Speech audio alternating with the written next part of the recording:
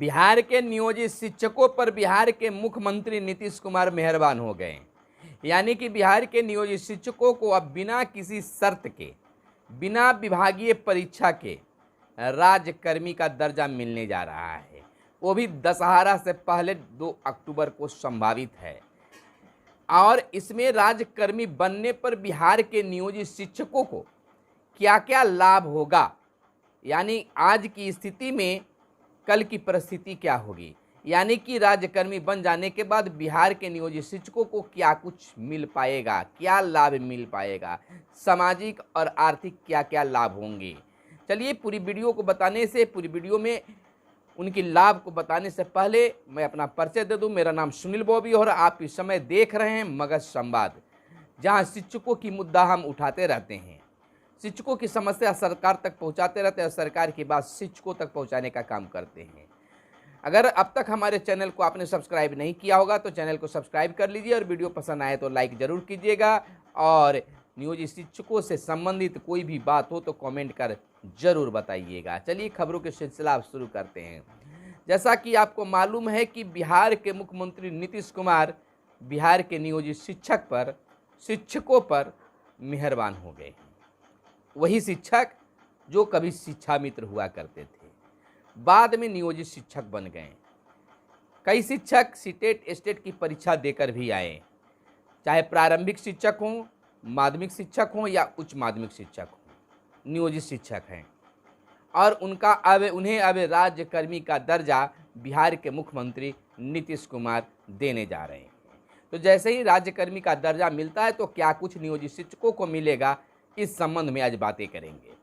पहले हम बता दें कि जैसा कि आप जान रहे हैं कि बिहार के नियोजित शिक्षकों ने पटना गर्दनी बाग में माध्यमिक शिक्षक संघ के साथ प्रारंभिक से लेकर माध्यमिक शिक्षक संघ तक सभी एकजुट होकर आंदोलन किया था, जिसके बाद कई शिक्षकों पर कार्रवाई भी हुई। और उसके बाद बिहार के मुख्यमंत्री नीतीश कुमार की अगुवाई में महागठबंधन के नेताओं के साथ बैठक हुई, जिसमें तय हुआ एक कमेटी भी बनी और उस कमेटी को रिपोर्ट भी सौंपना था। संभवतः वह कमेटी रिपोर्ट सौंप दी है और बिना किसी शर्त के, बिना किसी विभागीय परीक्षा के नियोजित शिक्षकों को राज्यकर्मी का दर्जा मिलने जा रहा है। हालांकि इस पर एक चर्चा चली थी कि विभागीय परीक्षा होगी, एनसीईआरटी के साथ बात भी हुई थी, लेकिन बिहार के मुख्यमंत्री ने तमाम चीज़ों को दरकिनार करते हुए बिहार के नियोजित शिक्षकों को राज्यकर्मी का दर्जा देने का मन बना लिया है। इस पर हम आपको बता दें कि वित्त विभाग से भी सहमति बन गई है और कानूनी विमर्श भी हो गया है। बस केवल अगली यानी कि दशहरा से पहले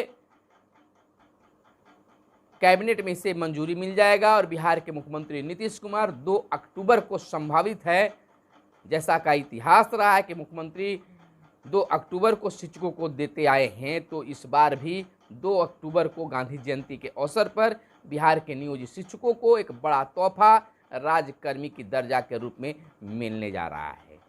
अब ये बिल्कुल साफ हो गया है, कहीं कुछ किंतु परंतु नहीं रह गया। लेकिन शिक्षकों को सब्र रखने की ज़रूरत है। अगर सब्र नहीं रखते हैं तो कुछ भी संभव है। तो आप जान लीजिए कि अगर जो चर्चा था कि शिक्षकों को राज्यकर्मी की दर्जा पाने के लिए एक बार फिर से विभागीय परीक्षा के लिए तैयार होना होगा। सरकार भी इस ओर एनसीईआरटी से वार्ता भी कर चुकी थी, लेकिन मुख्यमंत्री नीतीश कुमार के हस्तक्षेप के बाद इस परीक्षा को खत्म कर दिया गया और बिना किसी शर्त के, बिना किसी परीक्षा के राज्यकर्मी की दर्जा देने के लिए सहमति बन गई, जिसमें वित्त विभाग और कानूनी विमर्श भी हो चुका है। अब केवल वित्त विभाग में पास कराने की तैयारी चल रही है और संभवतः 2 अक्टूबर को इसका ऐलान भी बिहार के मुख्यमंत्री नीतीश कुमार के द्वारा कर दिया जाएगा। खैर, यह खबर सभी जगह आपने सुना होगा, पढ़ा होगा, जाना होगा और समझ रहे होंगे, लेकिन क्या कुछ राज्यकर्मी की दर्जा मिलने के बाद नियोजित शिक्षकों को मिलेगा, इसे समझ लेना जरूरी है। सबसे पहले अगर बात कर ले कि अगर नियोजित शिक्षक अगर राज्यकर्मी बन जाते हैं तो सामाजिक आर्थिक लाभ मिलेंगे, लेकिन सबसे पहले सामाजिक लाभ मिलेगा, कद इनका ऊंचा हो जाएगा। यानी कि जिन शिक्षा मित्र को लोग किस दृष्टि से देखते थे उसमें परिवर्तन नियोजित शिक्षक बनने के बाद हुआ। और नियोजित शिक्षक से अगर राज्यकर्मी की दर्जा मिल जाता है, राज्य के कर्मी हो जाते हैं, तो निश्चित तौर पर लोगों की नज़रिया बदलेगी, इनका मान सम्मान बढ़ेगा। हालांकि लोग कहते हैं कि ये गुणवत्तापूर्ण शिक्षा बेहतर नहीं दे सकते हैं, लेकिन अब जहां शिक्षा मित्र पर उंगली उठती थी, नियोजित शिक्षक बनने के बाद कुछ चुप्पी हुई और उसके बाद जब वेतन बढ़ोतरी वगैरह हुआ, कार्य बढ़े, तो अब लोगों का विश्वास भी बढ़ा है और आज कर्मी की दर्जा मिलने के बाद लोगों का विश्वास भी बढ़ जाएगा और सरकार भी विश्वास कर रही है। उनकी विश्वास जो है उम्मीद में बदल जाएगी, उम्मीद जो है विश्वास में बदल जाएगी। तो इस तरह से उनका सामाजिक रुतबा भी बढ़ेगा और वे बेहतर करते आए हैं और बेहतर करने की भी बात कर रहे हैं। दूसरी बात, वेतन में भी बदलाव होंगे, यानी कि जो नियोजित शिक्षक का वेतन है जिस रूप से मिल रहा है, बढ़ोतरी के रूप में मिलते आ रहा है, लेकिन अब बीपीएससी स्केल के रूप में यह वेतन मिलेगा जो एक शिक्षकों के लिए बेहतर होगा।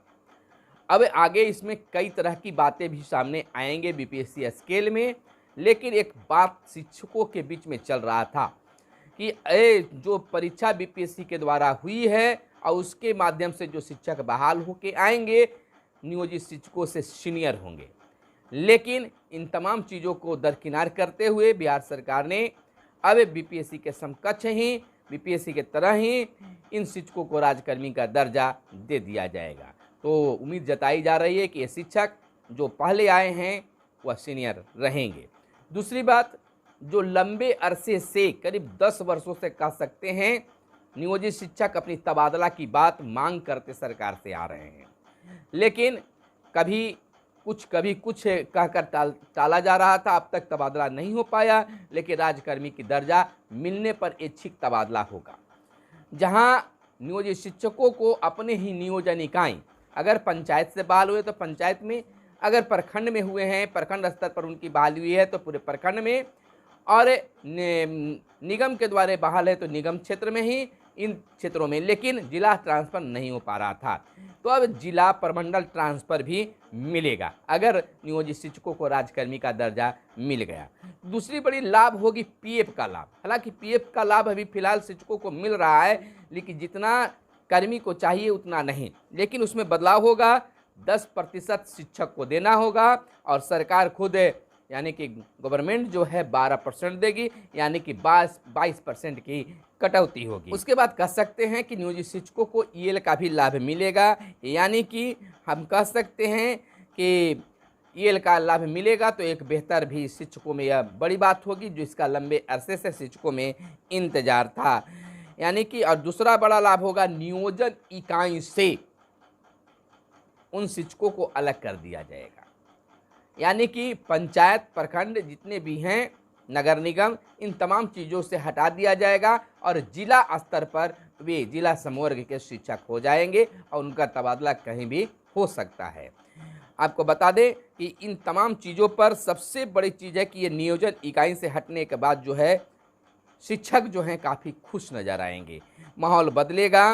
बिना किसी शर्त के राज्यकर्मी का दर्जा मिलेगा, ना कोई परीक्षा देना होगा और किसी तरह की कोई विवाद नहीं होगी, क्योंकि वित्त विभाग की सहमति भी मिल चुकी है और कानूनी मशवरा भी कर लिया गया है। तो हमें यह नहीं लगता कि अब कोई कानूनी अड़चन भी आ सकता है, ऐसा नहीं होगा। लेकिन यह चर्चा शिक्षकों में था कि राज्यकर्मी की दर्जा के लिए सरकार परीक्षा लेगी, लेकिन इस बात को दरकिनार कर दिया गया है।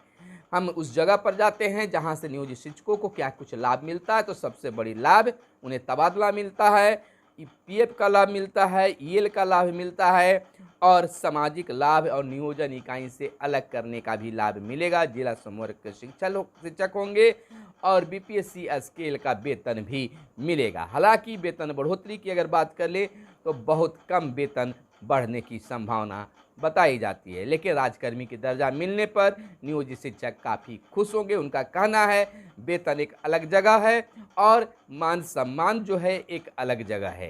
राज्य के कर्मी होने पर जो गौरव महसूस होगा, जो इज्जत प्रतिष्ठा बढ़ेगी, वह काफ़ी बेहतर होगा। तो बस आप जान चुके हैं कि नियोजित शिक्षकों को राज्यकर्मी की दर्जा मिलने पर क्या कुछ लाभ मिलता है। अगर कुछ छूटा हुआ हो तो आप ज़रूर कमेंट करके बताइएगा, उस पर हम एक अलग से वीडियो लेकर ज़रूर आएंगे। और आपका क्या लगता है, क्या सोचते हैं कि नियोजित शिक्षकों को राज्यकर्मी की दर्जा में क्या कुछ रुकावट भी आ सकता है, जरूर कमेंट करके बताइए। तो फिर मिलते हैं अगले वीडियो में, तब तक के लिए दीजिए इजाज़त। धन्यवाद। जय हिंद, जय भारत, वंदे मातरम।